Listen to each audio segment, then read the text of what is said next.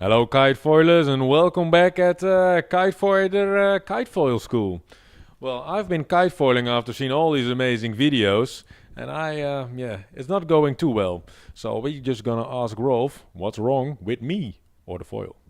So, Rolf, I've been kitefoiling, and for some reason, I just feel like a dolphin all the time on the water. It's just going up and down and up and down. So, do you think it's my abilities, or could it also be something wrong with my foil? Well, of course, training does a lot. Yeah, with as like with everything, you need to get your body used to how you correct which direction, how fast. You have to kind of understand why things are happening before they happen. That's basically the learning curve. But I think it does help a lot to understand how this center of pressure works that we talked about, because basically, if you say it works like a dolphin, then you're moving your body weight behind the center of pressure. As a result, the foil is going to jump up. Then you are smart and fast enough to, before everything goes wrong, already jump in front of the center of pressure and push it back down. And if you do this all the time, this can be quite a dynamic game and difficult to control.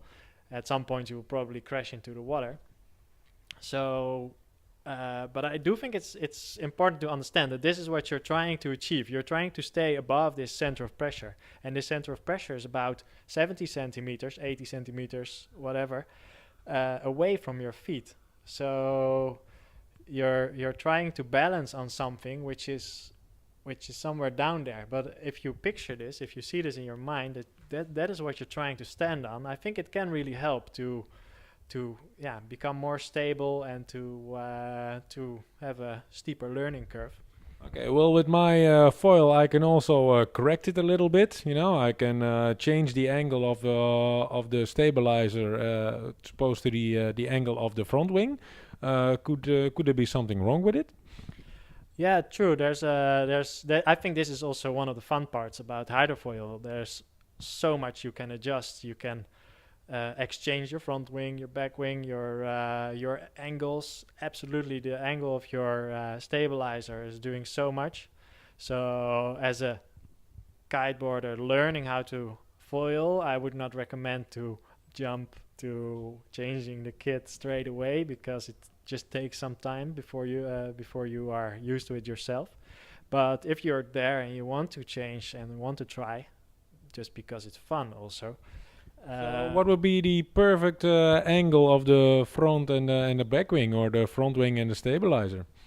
Yeah, I think this is the big question, or part of the big question. What is the perfect tuning? This is you can endlessly work on this. Okay, it also has to do with the shape of your front wing and your stabilizer. Yeah, the whole thing works together. And I think if I have to give a bit of a general rule, mostly when your stabilizer has an angle which is too small, and there it's important to see that we were sailing in that direction. Mhm. So front wing is a little bit like this, and the back wing, oh, sorry, is a little bit like this. So pushing up, pushing down. If this if this angle is too small, then you might experience a very unstable foil. So then it could help to just increase the angle a little bit. Don't look too much at this example, because this is a very large angle already. Yeah, yeah. But the principle is the same. If you increase it a little bit, in general you get more stable, and in general you need to move your body weight a little bit more forward, which a center of mass, basically putting your mass further forward, also makes you more stable. So this little trick helps to some extent. If you go too far, then That comes up. of course it turns against you again.